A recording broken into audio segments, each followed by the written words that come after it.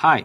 So this is a quick tutorial on how to start utilizing the structured knowledge document we have prepared, and this specifically is for creating Claude projects.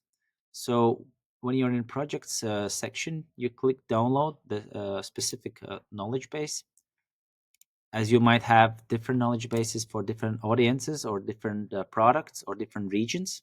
So pick the one you want to use. Then go to Claude, create project.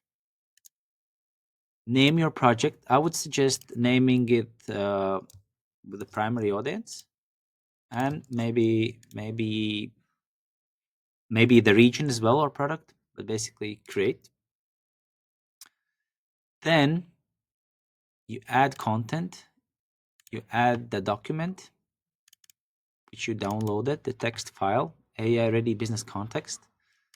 Then you copy the activation prompt and use it as custom instructions.